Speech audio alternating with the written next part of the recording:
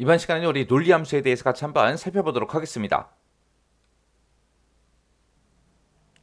자, 우리 논리함수요. 논리함수라는 거는 문제상에서 제시된 그 조건을 우리가 수식으로 작성을 해요. 수식으로 작성해서 이 조건에 만족했을 때 이제 참값이 나올 거고, 이 조건에 만족 못하면 이제 거짓이라는 값이 나오겠죠. 해서 참일 때, 거짓일 때 그 여부에 따라서 서로 다른 결과를 이제 추출하는 그런 작업을 보고 우리가 논리함수라고 합니다. 얘는 이제 보통 이제 실제 시험 문제가 나올 때 이 논리함수는 꼭 나와요. 빠지지 않고 나오니까 우리가 이 논리함수 꼭 기억하셔야 돼요.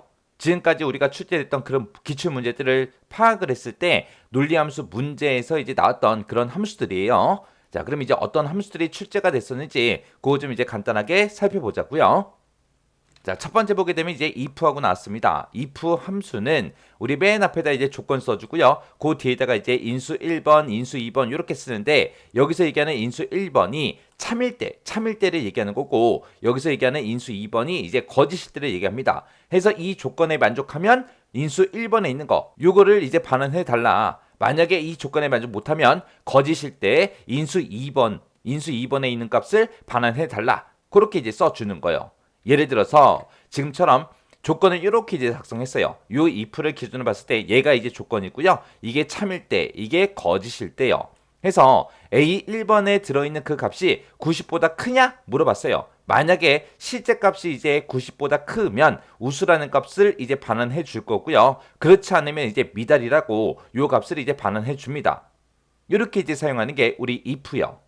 그 다음에 이제 그 밑에 보면 이제 and다, or다 하고 나오는데 and다, or다 이거는 이제 우리가 if 함수랑 같이 쓰게끔 그렇게 문제가 많이 출제됩니다.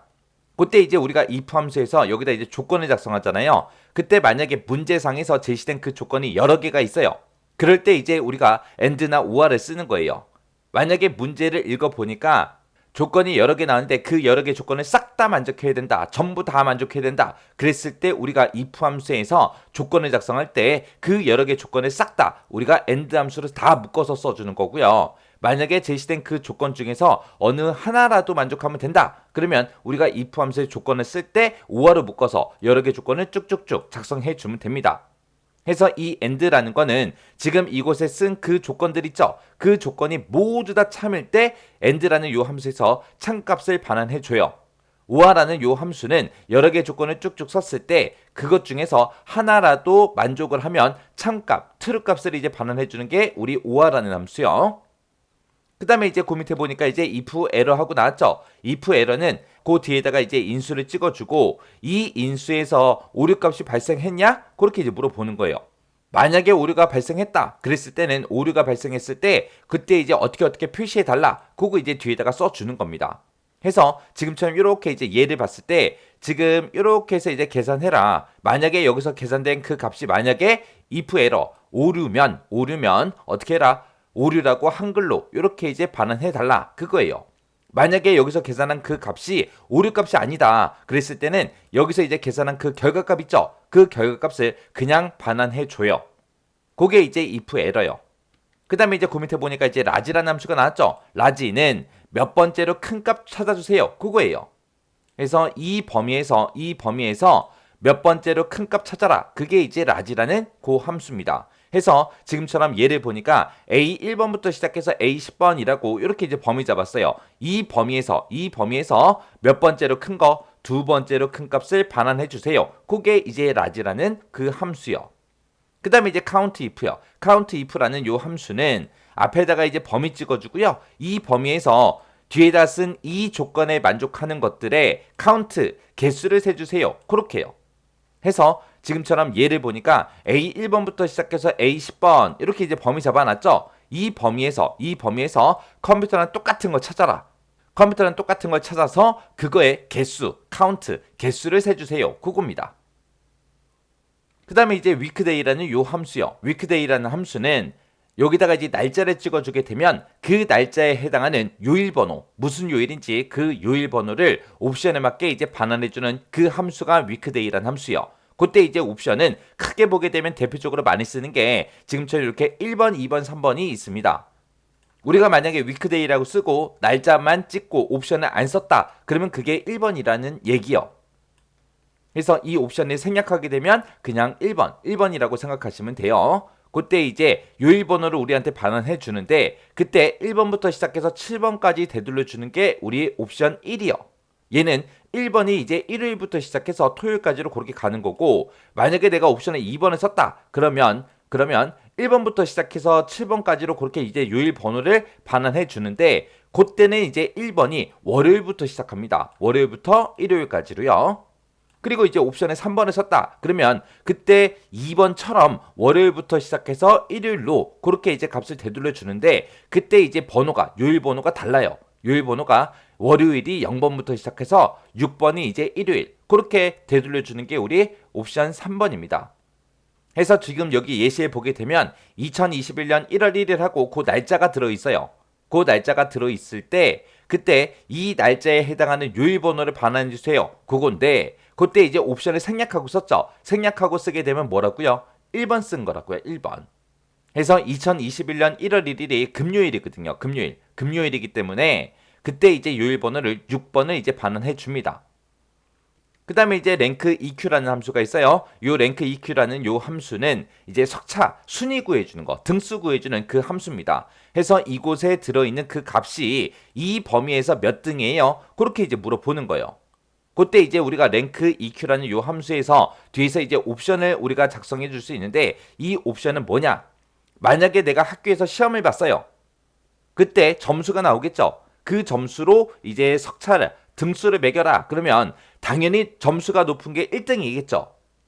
근데 만약에 학교에서 체육 시간에 달리기 시합을 했습니다. 달리기 시합을 하고 나면 이제 초기록이 나오겠죠. 그때 1등은 어떤 사람이에요? 그 초기록이 짧은 사람, 그 시간이 작은 사람이 1등이라고요. 그 옵션 지정해 주는 거예요. 그래서 옵션에 보게 되면 우리가 0을 쓰거나 아니면 0 이외의 값을 쓰거나 둘 중에 하나요.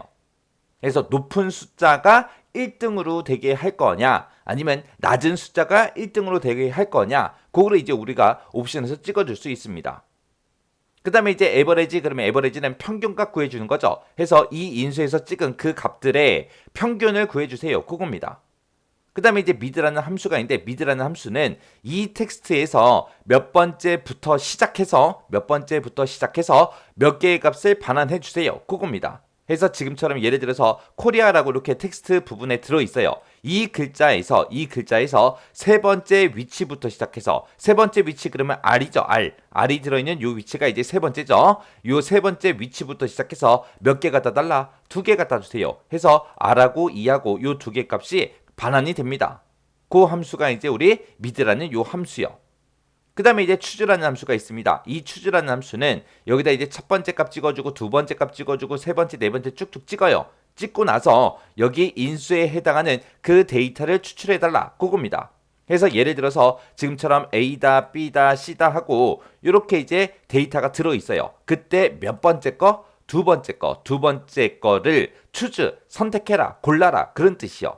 그러면 A, B, C하고 이렇게 세 개가 있을 때 두 번째 거 골라라 그러면 이제 B가 반환이 되겠죠. 그 함수가 이제 우리 추즈라는 요 함수요. 그 다음에 이제 H룩업이요. H룩업이라는 함수는 우리가 어떤 특정 범위를 참조할 때 쓰는 함수가 우리 H룩업이라는 요 함수입니다. 해서 앞에서 우리가 찾을 값을 찍어주고요. 그 뒤에다가 이제 범위를 잡아줘요. 그러면 이 범위에서 이 값을 찾아주세요. 그거예요.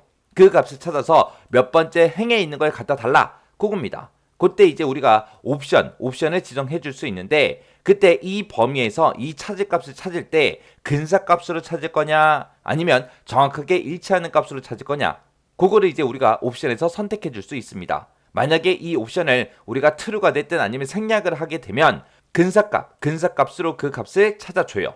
근데 우리가 뒤에다가 이제 옵션을 false하고 이렇게 쓰게 되면 정확하게 일치하는 그 값을 찾아줍니다. 해서 지금 여기 예시를 보게 되면 지금 A 1번 셀에 들어있는 그 값을 찾을 거예요. 그 값을 이 범위에서 찾아라. 이 범위에 찾을 때 false, 정확하게 일치하는 값으로 찾아라. 찾아서 두 번째 행에 있는 거 갖다 주세요.